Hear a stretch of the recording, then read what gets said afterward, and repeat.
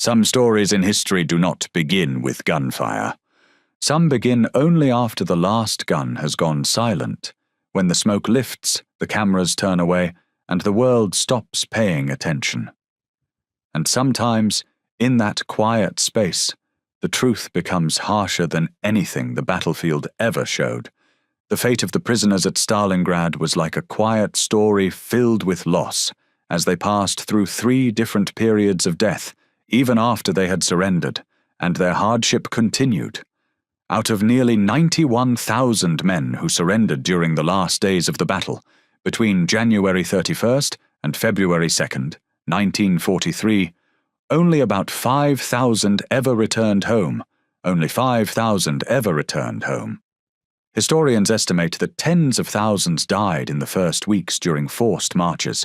Many more died in Soviet camps between 1943 and 1945, and in the end, only about 5,000 to 6,000 men survived to return home.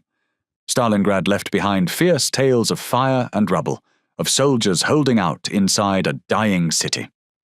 But this is not a story about that battle. This is a story about what happened afterward, when all the noise was gone and when real suffering began to speak. Soviet General Major Ivan Laskin walked down the frozen steppes on the morning of January 31st, 1943, when he arrived to accept Paulus's surrender inside the basement of the Univermag department store. People say the air inside was thick with the smell of unwashed bodies, sickness, and despair, as if the whole room had been sealed inside fear. At a rough wooden table sat a sight no one expected. Field Marshal Friedrich Paulus, once the commander of a mighty German army, now silent and motionless like a statue beginning to crack. His officers stood beside him, their faces hollow, their uniforms hanging loosely on starving bodies. Laskin spoke one simple sentence. "You are now prisoners of the Red Army. We are waiting for you outside." Paulus did not respond at first. He wrote a few words, handed his pistol to his aide, and the morning was bitterly cold, with temperatures far below freezing, and the air felt sharp and heavy. It was 30 degrees below zero, the kind of cold that sinks into your skin and makes every movement harder. Behind him came what remained of an army that had once believed it could not be defeated. The men who surrendered that morning, the prisoners were mostly Germans and Romanians, with smaller groups of other Axis soldiers, had survived bombs, hunger, and frostbite. They believed surrender meant the suffering was over. They were tragically, completely wrong. In autumn 1942, the German Sixth Army stood at what appeared to be the edge of final victory in the east. General Paulus commanded over 250,000 men, fighting along the Volga River in a city bearing Stalin's name. Their orders were straightforward. Take Stalingrad, secure the Volga, cut Soviet oil supplies from the south. But something changed in those autumn months as the Soviets fought for every building, every room, and every staircase. By November, Stalingrad had become a smoking wasteland of broken concrete and twisted metal, where soldiers struggled in the darkness using whatever tools they had to survive. Then came the Soviet counterattack. On November 19, 1942, more than 1 million Soviet soldiers launched Operation Uranus. The plan targeted weak points on German flanks, held by Romanian and Hungarian troops lacking German equipment and motivation. The Soviet armies moved like closing jaws. Within 76 hours, they met at Kalach, 60 kilometers west of Stalingrad. The encirclement was complete. Inside that ring sat nearly 300,000 men. They found themselves cut off, surrounded with winter closing in. In the basement of his headquarters, Field Marshal Paulus was reportedly sitting in front of a torn map, his face showing the strain of many unshaven days, and a small tremor moved across his left cheek. Reports described a situation that could not be sustained. Food rations were shrinking, medicine was almost gone, and ammunition had to be counted carefully. Each day, more soldiers grew weaker, not because of enemy fire, but because of the freezing weather and the long-lasting shortages. Paulus sent urgent messages to Hitler's East Prussia headquarters requesting permission to break out while still possible. Hitler's response was absolute. No retreat. The Sixth Army will hold. Relief is coming. That relief attempt, Operation Winter Storm, ran from December 12th to 23rd. Field Marshal Erich von Manstein's 4th Panzer Army tried breaking through from the south, reaching within 48 kilometers of Stalingrad's perimeter. But Soviet resistance held firm, and new offensives in other sectors forced Manstein to halt. Some historians think his encrypted message hinted at a breakout, although others argue that this interpretation is still debated. Paulus, trained in Prussian absolute obedience, could not take that step. An artillery officer's diary, found years later in the ruins, described those final weeks. One entry from January read, "We were told to keep resisting, but it feels as if we are only struggling against our own fading strength. Every morning when we wake, the ice in our boots is thicker. Some of our comrades grow too weak to rise, and they become silent. No one cries anymore. Even our tears seem to have disappeared. The frozen ground made it impossible to lay anyone to rest, so the bodies were placed in sheltered corners, forming tall piles that witnesses remembered with sorrow. Illnesses such as dysentery, typhus, and severe infections spread through the ranks like unseen forces that caused more harm than the fighting itself. When food arrived, which was rare, it was little more than frozen bread and small pieces of horse meat boiled in water that was far from clean. Soviet General Vasily Chuikov, commanding the 62nd Army defending Stalingrad, watched the German collapse with reported astonishment and pity. He had fought these men for months. They had conquered Poland in weeks, France in 40 days. Now, he wrote in reports, "The Germans now are not the same as those who attacked in September. They have lost their soul. They come to surrender like sleepwalkers with vacant gazes." By late January 1943, it was over. The Luftwaffe's attempted air supply bridge collapsed under cold Soviet anti-aircraft fire and distance. Planes dropped supplies outside German lines, dropped empty boxes by error, or were shot down before dropping anything. On January 31st, Hitler promoted Paulus to Field Marshal, a rank no German officer had ever held at the moment of surrender. This was widely seen as an unspoken message, suggesting that he was expected to keep resisting rather than choosing to surrender. But Paulus chose differently. The surrender came February 2nd, 1943. 91,000 men laid down their weapons. For them, surrender did not mean the end of suffering. It marked the beginning of another hell entirely. When the last German soldier surrendered on February 2nd, survivors were quickly sorted into columns and told the prisoners were marched to collection points, mainly to Beketovka and some temporary holding areas near Krasnoarmeysk, Krasny Oktyabr. What they were not told was the distance, the conditions, or that many would never arrive. The columns formed that day offered a sight witnesses later described as haunting. Men with vacant stares shuffled through deep snow. Many lacked proper boots, lost, disintegrated, or stolen. They wrapped feet in newspapers, uniform fabric strips, cardboard pieces. In temperatures 30 degrees below zero and colder, these improvised bandages reportedly froze solid and adhered to skin. A German officer who survived later wrote, "There were no words, no one spoke. We walked like automatons. If someone stopped, he was pushed or hit.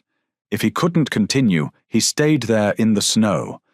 Soviet guards escorting these columns were unprepared.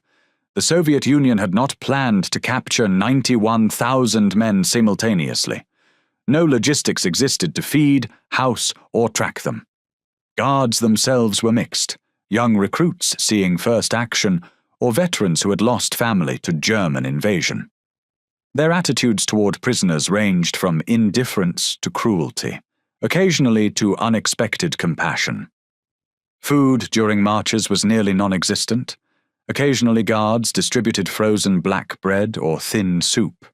Distribution was arbitrary. Sometimes compassionate guards shared their own rations.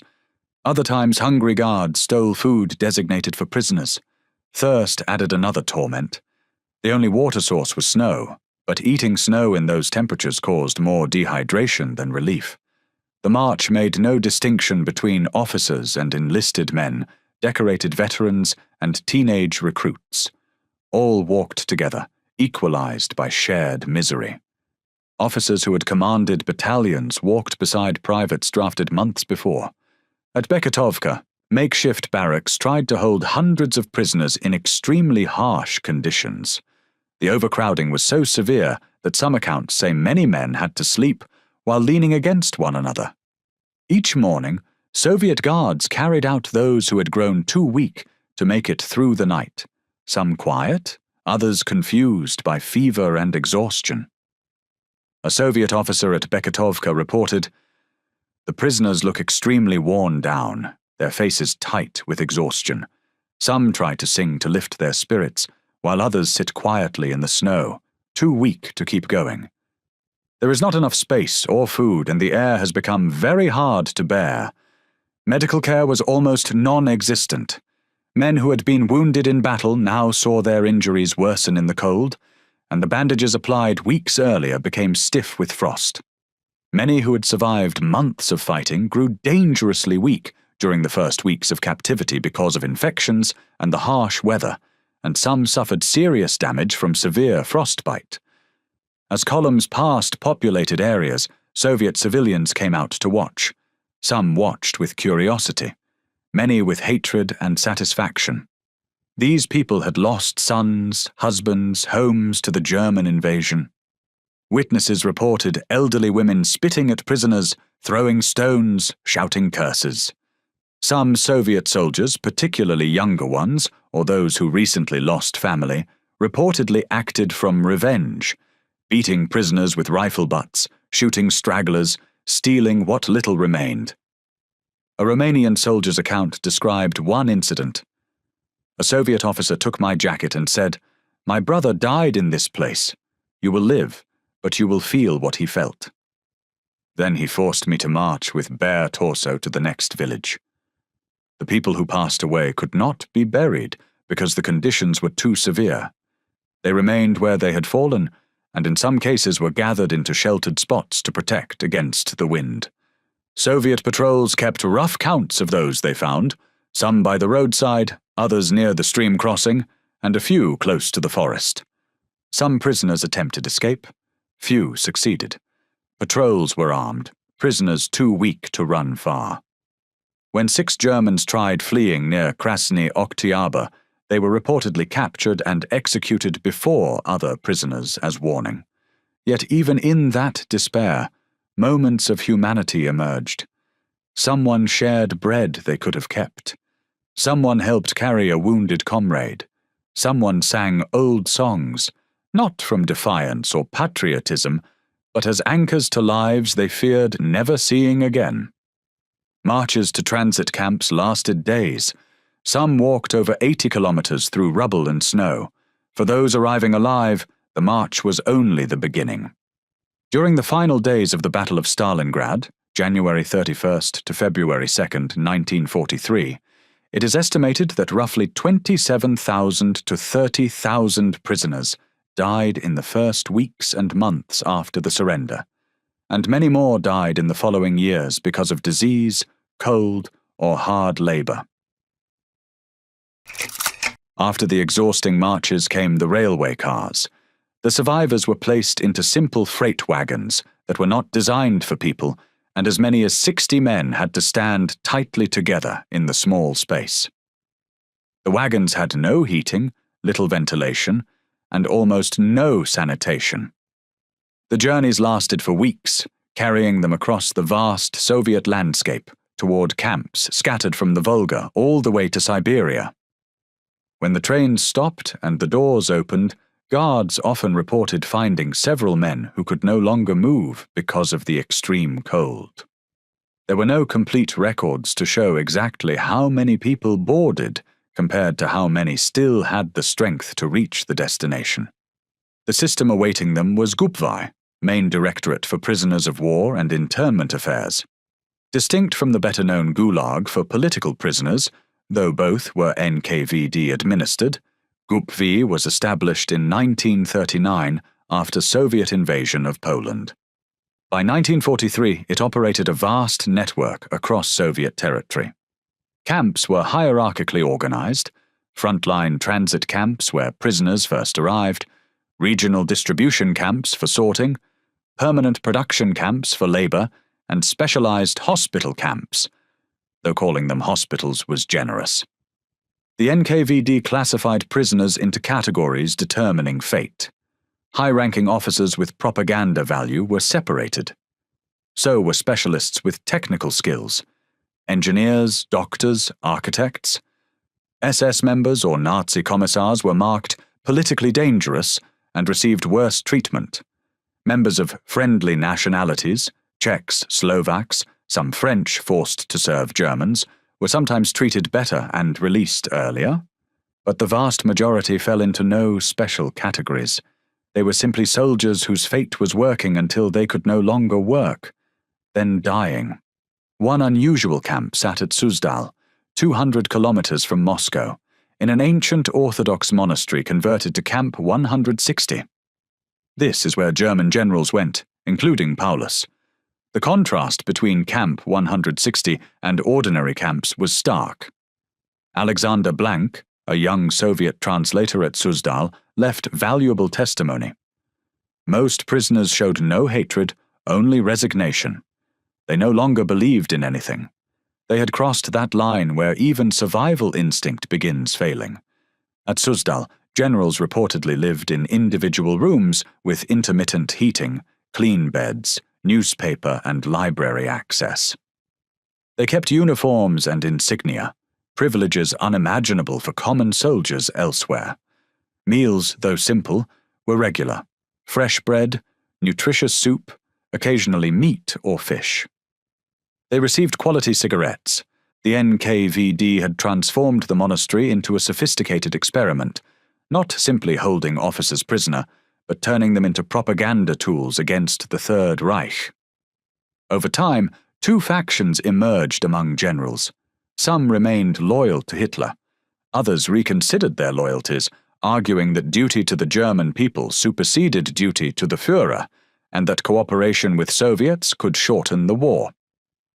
The turning point came in July 1943, when the Soviets helped create the National Committee for a Free Germany, led mainly by German communists such as Erich Weinert and supported by captured officers. Later, General Walter von Seydlitz-Kurzbach became one of its key figures and headed the League of German Officers, a related officers group that the Soviets used very actively for propaganda. These organizations produced intense propaganda, statements, radio programs, leaflets directed at German troops still fighting. It was brilliant Soviet strategy, using German military leaders' own voices to demoralize the enemy. Reaction among other generals was immediate and bitter. Officers like General Arthur Schmidt, Paulus's former chief of staff, considered these actions high treason. The monastery's hallways became ideological battlegrounds. Hostile groups formed. Some refused sharing tables with traitors during meals. An NKVD report from that period described, "There is a collaborationist corps led by von Seydlitz. Field Marshal Paulus maintains distant attitude, observing without intervening." Paulus's case deserves special attention. As the first German field marshal to surrender in history, his symbolic value was enormous. Initially, he stayed away from the anti-fascist committee. In his monastery room, he reportedly translated Marx texts and read Engels' works, taking long solitary walks in cloisters. Blank observed, "He wandered the cloisters alone like an imperial ghost. His silence was more eloquent than any speech." Not until 1944 did Paulus speak openly against Hitler. In a radio broadcast for the Free Germany station in August that year, he said that the war was lost for Germany and blamed Hitler's leadership, calling on German soldiers to break with him. Soviet propaganda used the words of a captured field marshal very aggressively, and inside Germany, the Gestapo and Nazi media treated Paulus as a traitor and punished his family. What changed his mind? Historians think it was not one single event, but several things together. His experience at Stalingrad, his growing belief that Germany was losing the war, and the fact that the Gestapo punished his family after his radio speech against Hitler in 1944. His wife, Elena Constance Rossetti Solescu, died in Baden-Baden in 1949 while Paulus was still in Soviet hands, and this distance from his family seems to have pushed him to cooperate more with the Soviets, even though he never became as enthusiastic as von Seydlitz. His transformation appeared to be that of a broken man, not a convinced one. But while the generals discussed politics in their monastery, thousands of ordinary soldiers were growing weaker in camps that looked nothing like Suzdal and offered far harsher conditions. In ordinary camps like Tambov, prisoners reportedly slept in pits covered with tarps or overcrowded barracks where wind came through wall gaps. Rations consisted of black bread hard as stone, boiled cabbage, or uncooked oats. This diet was insufficient for men engaged in hard labor, causing severe malnutrition and deficiency diseases like scurvy and beriberi. Among prisoners, those with medical training became crucial. Approximately 600 German military doctors and nurses were captured at Stalingrad. These professionals, working under precarious conditions, tried combating epidemics with minimal resources. Dr. Ernst Gaschank, captured as an SS colonel medical officer, later described improvising operating rooms in infested barracks. "We amputated without anesthesia," he wrote. "We used vodka for sterilization when available. Sometimes we operated by candlelight made from animal fat. The hardest part was maintaining morale when we knew we were saving a man only to see him die of starvation weeks later." Prisoner doctors faced constant ethical dilemmas. Who should receive treatment when resources were so scarce? Some developed triage systems where ability to work determined medical access, inadvertently reflecting Soviet utilitarian logic. Solidarity among different nationalities emerged as survival mechanism. Italians, suffering more in extreme cold, received help from Germans and Romanians building improvised shelters. Hungarians with agricultural backgrounds taught identifying edible plants. At one camp near Novokuznetsk, German, Romanian, and Ukrainian prisoners reportedly organized rotating systems where strongest men worked for the sick, sharing additional rations. Hygiene was non-existent. Lice proliferated in quantities that had prisoners spending hours trying to eliminate them, always unsuccessfully. Skin, respiratory, and intestinal diseases spread rapidly. Chronic dysentery was so common that some camps simply designated latrine areas. In 1943, a typhus epidemic broke out in several camps. Blank described, "The infirmary wing became an agony chamber. Doctors worked with reused bandages, without medication, without hot water. There were nights when 20 or 30 bodies were removed, and no one spoke of it anymore." Forced labor was another brutal aspect.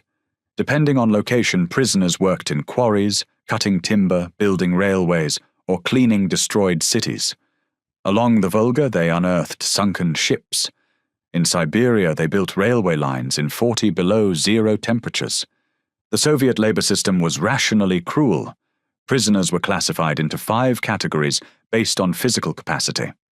Category 1 meant fitness for heavy work. Category 5 meant invalid or chronically ill. Monthly medical reviews reclassified prisoners almost always downward as men weakened.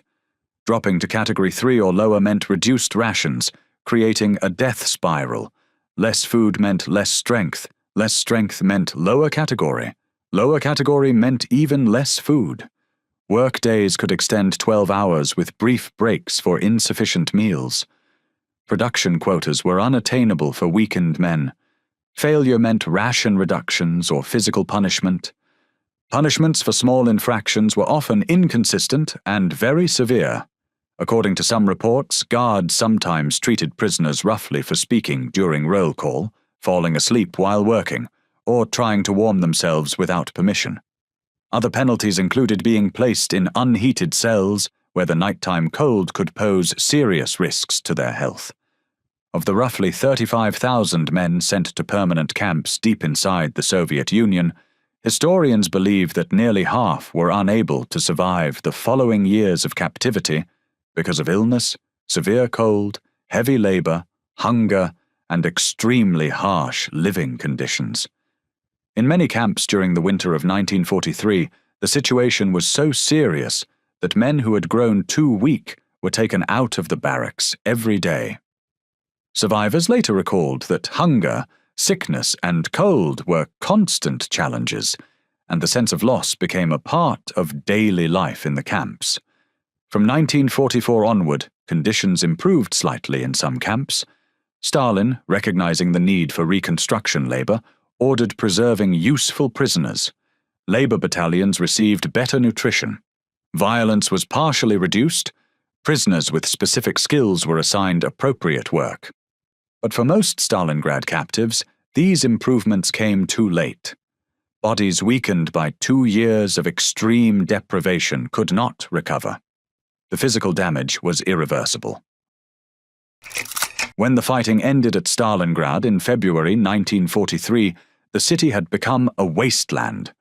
The aftermath of the battle left countless German, Soviet, Romanian, and Italian soldiers across trenches, basements, streets, and along the Volga, showing how widespread the destruction had been.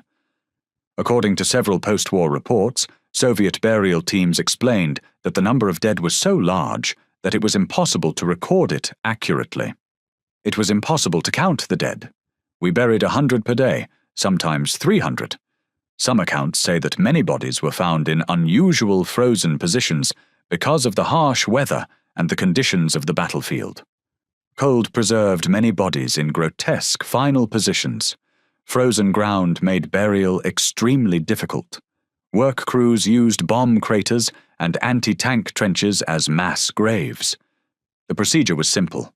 Stack corpses in trucks, transport to city outskirts, bury in layers with quicklime and soil. Identification was exceptional. Occasionally someone collected identification tags or letters, but generally the dead remained anonymous. Priority was sanitary clearing to prevent disease, not individual monuments. Over subsequent decades, the earth around Volgograd, as Stalingrad was renamed, kept its secrets. But not forever.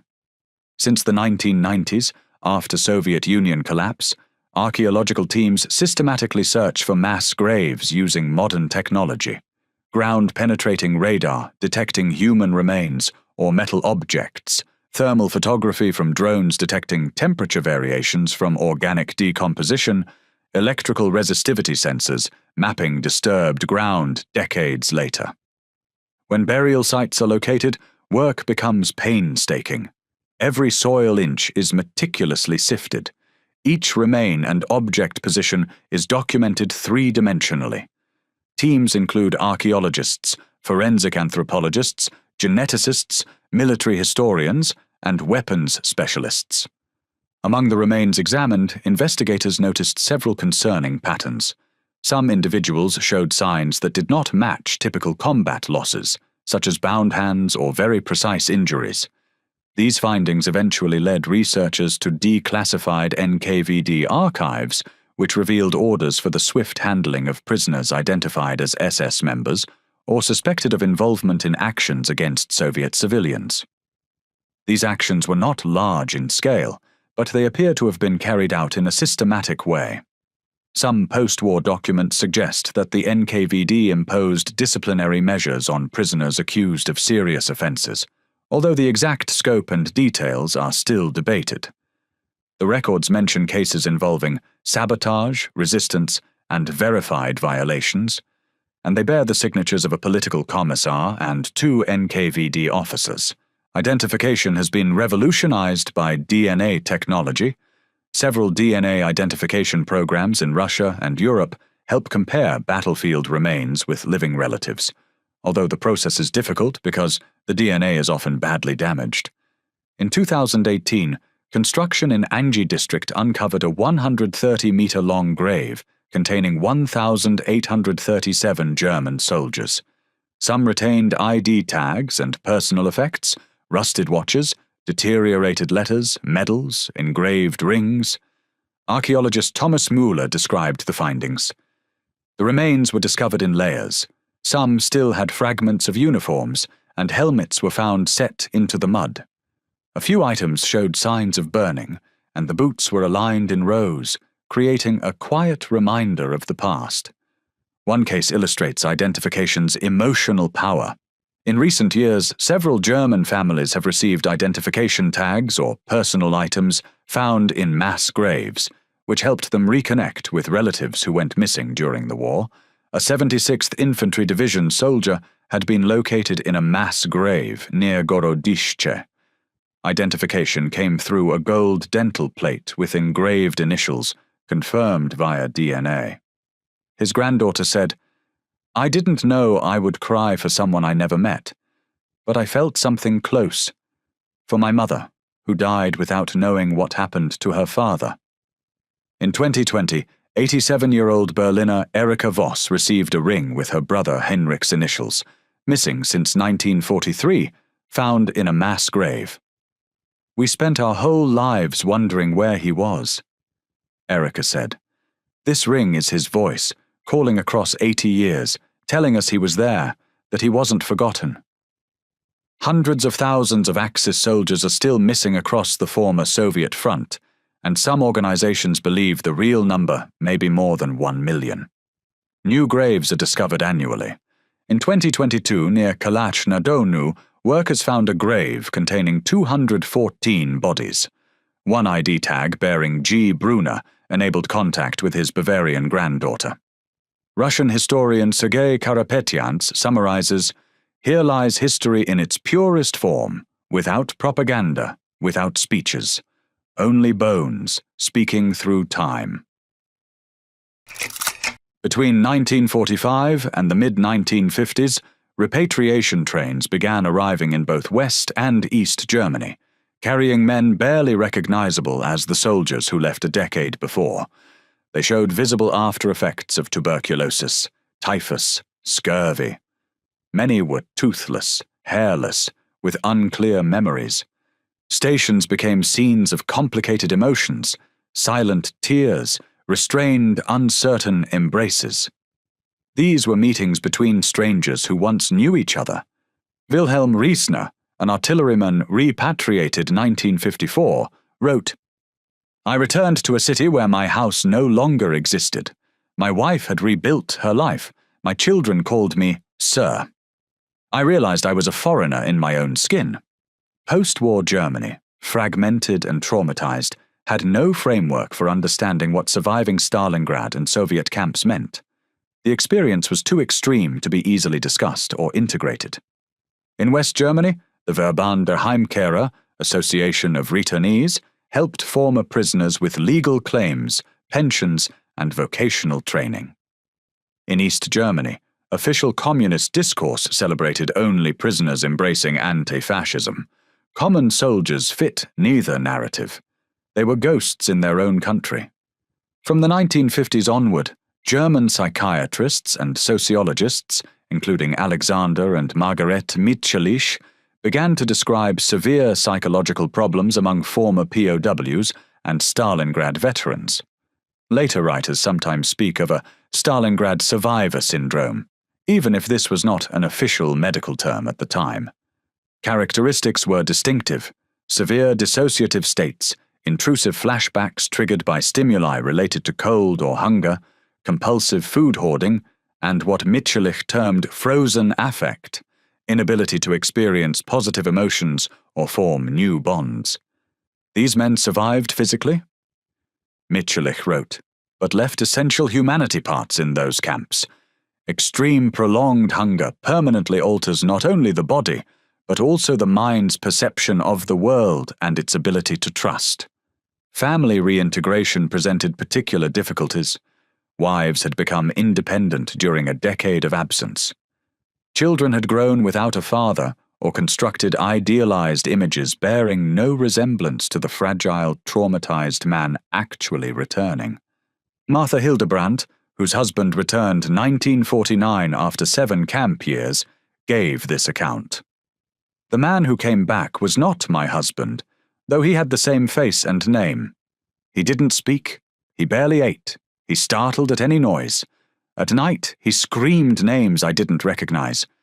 When our son ran to embrace him, my husband stiffened as if physical contact burned him. First published survivor memoirs appeared only years later.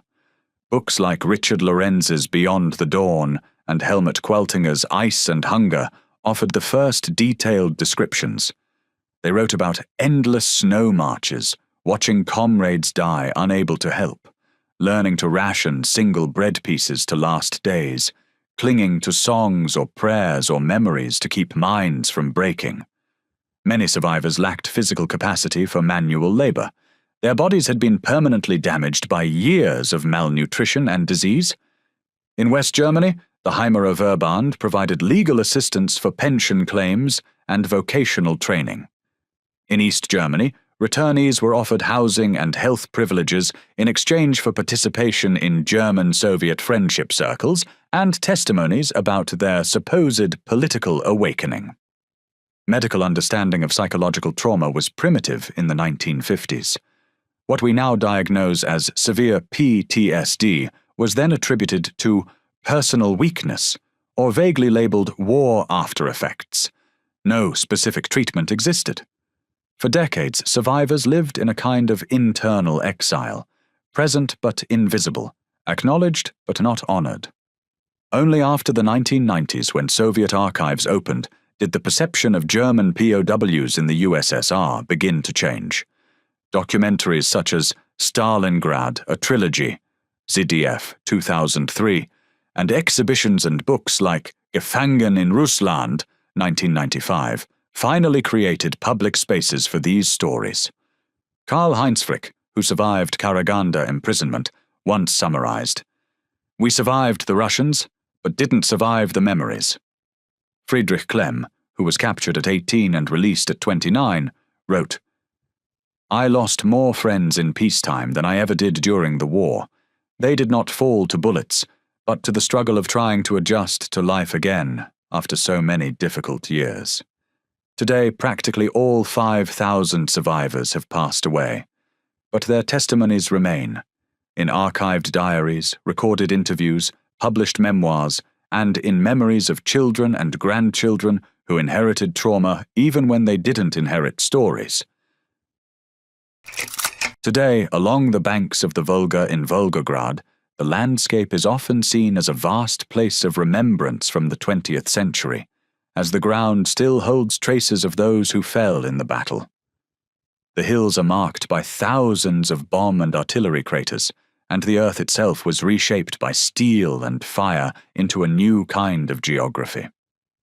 The city was renamed from Stalingrad to Volgograd in 1961, but memory of what happened between 1942 and 1943 cannot be renamed or forgotten. The most prominent memorial is Mamayev Kurgan, the hill that was the scene of fierce fighting. On its summit stands The Motherland Calls, a huge statue about 85 meters tall, holding a long sword high above the city. Beneath that hill lie more than 34,000 people, many of them Soviet soldiers who died in the battle. The relationship between Germany and Russia around Stalingrad memory has undergone remarkable transformation. What was for decades a site of mutual hatred has gradually become a space of shared mourning. In 1999, after years of diplomatic work, the Rososhka German War Cemetery was opened about 37 kilometers from Volgograd, next to a Russian cemetery that had been created in 1997. The two sites stand on opposite sides of a small country road, a physical representation of distance that still exists, but also of proximity possibility. Annually, official delegations from both countries hold joint commemorations. More significant is the growing presence of ordinary citizens, descendants of Soviet defenders and German soldiers who fought on opposite sides but discovered they can share grief without betraying different memories. In 2015, Marina Sorokina, descendant of a Soviet defender, and Ernst Weber, grandson of a missing German soldier, founded Memory Dialogues, bringing families from both sides together to exchange stories and photographs. "We do not share the same historical memory," Sorokina explains, "but we discovered we can mutually respect our different griefs without falsifying our own truths." Since the 1990s, urban development in Volgograd has regularly unearthed human remains. Each discovery brings historical importance and emotional weight for families who waited decades for answers. Historical tourism has grown strongly in Volgograd, and hundreds of thousands of people visit the main Stalingrad memorials every year. Most visitors are Russian, but there are also many foreign guests, including a noticeable number of Germans. Mikhail Voronin, a specialized guide, explains, "Volgograd is really two cities overlapping. There's the modern rebuilt city, and then there's the ghost city underneath, which comes back to life when we dig, when we show historical photographs, when we tell stories." Several German-Russian educational programs use Stalingrad as a laboratory. One program, Two Views, One History, annually brings together high school students from both countries working in binational pairs to investigate documents and produce collaborative historical narratives. Coordinator Olga Nikotina explains, "At first there is a sense of hesitation on both sides. Russian students arrive with stories about their country's strong defense, while German students are shaped by family memories of hardship during captivity. But when they work together directly with original documents, they start to see the human complexity that goes far beyond national stories." Every February 2nd, German surrender anniversary, Volgograd transforms into an international remembrance place. Elderly veterans, students, descendants, and foreign delegations walk together in solemn procession. At Rososhka, the names of tens of thousands of German dead and missing are engraved on granite cubes and memorial walls that stand in the open air. Each year new names are added as new identifications are made. At the Panoramic Museum, visitors see a massive circular battle painting along with artifacts, an undetonated bomb beside rusted rifles, a charred German Bible, the door from a basement where the last battalion barricaded before surrender. One emotionally powerful site is Pavlov's house, defended by Soviet soldiers for 58 days. Reconstructed, it still shows artillery marks. On the memorial wall at Pavlov's house, the inscription recalls that the building was held for 58 days in fire, honoring the small group of soldiers who defended it. What makes Stalingrad unique is not only its enormous scale or the intensity of the fighting, but the way its traces continue to speak to people today. Each uncovered site, recovered diary, and carefully documented fragment offers a quiet reminder. This happened. It was real, and understanding it can help prevent such tragedies in the future. Memory scholars have used the idea of palimpsestic memory to describe how different layers of remembrance coexist at Stalingrad: personal, family, national, and transnational, all writing over each other. The battle and prisoner's fate illustrate how traumatic memory passes through generations, evolving from initial silence to complex articulations decades later. In recent years, several projects in Russia and other European countries have used 360-degree video and augmented reality so that visitors can stand on a site in Volgograd and listen to recorded testimonies about what happened there during the battle. Historian Sergei Karapetyants says it best: "Stalingrad is not a closed history chapter. It is a permanently open wound in European consciousness, a city literally built on bones of those who never returned, whose sacrifice transcends nationalist narratives of victory and defeat." So we return to where we began. Why did 91,000 German soldiers never come back from Stalingrad? Historians describe several phases of heavy loss, especially during the first months and in the later years of captivity. although these phases are not an official system of classification. The first wave came in February and March 1943, during the long marches to the transit camps. In the first weeks after the surrender, tens of thousands of prisoners grew weaker because of the cold, exhaustion, and illness. Historians estimate that as many as 40,000 men may not have been able to endure these difficult journeys. The second wave. In the camps, 1943 to 1945. Of the roughly 35,000 men who reached the permanent camps, about half died during the following years of captivity because of hard labor, poor food, and repeated epidemics. The third wave, the slowest and cruelest. Even after the war ended in 1945, survivors were not released. They remained in the Soviet Union for reconstruction labor. Releases began in 1945 and continued for years, and thousands of German prisoners were sent home in 1946 during several repatriation transports, larger numbers in 1948 to 1949, and finally the last substantial group in 1955. Of 91,000 who surrendered, approximately 5,000 eventually made it home. That is a survival rate of 5.5%. What made the difference between those who endured and those who could not? Sometimes it was their physical condition at the moment of capture. Sometimes it was simple luck in camp assignments. Medical training helped, and national solidarity often created strong support networks. And in the end, individual willpower mattered a great deal. Some people lost hope under overwhelming pressure, while others, even in nearly the same circumstances, managed to hold on and keep going. The tragedy of Stalingrad did not end when the last shot was fired or the last prisoner surrendered. It continued for decades in frozen camps, in mass graves slowly revealing secrets, in families waiting for news that never came, in survivors who returned as ghosts to a world no longer knowing how to see them. Every year, archaeologists discover new burial sites, and every year DNA technology makes it possible to identify more people who were once missing. Over time, the frozen ground slowly gives back these traces of the past, and each person found becomes a story finally told, a name finally spoken, and a life finally recognized. The 91,000 German soldiers captured at Stalingrad never came home because surrender was not the end of their war.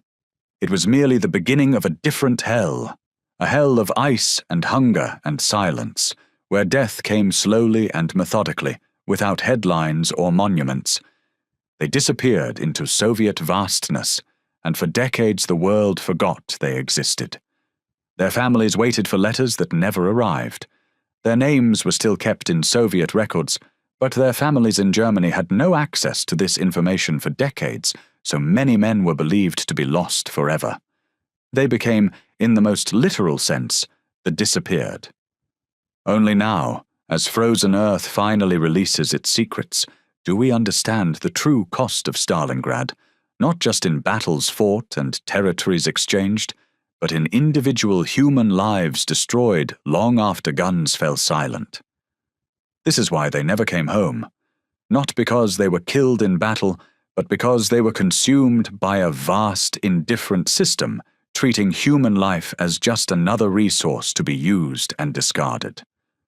Until now, until we tell their story, until we speak their names, until we acknowledge they were human beings who suffered and died far from home, and whose memory deserves preservation not as propaganda, but as warning about what humans are capable of doing to each other when ideology and hatred triumph over basic compassion.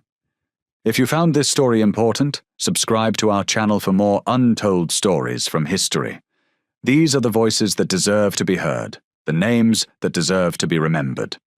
Join us as we continue uncovering the human stories behind the headlines, one forgotten soldier at a time.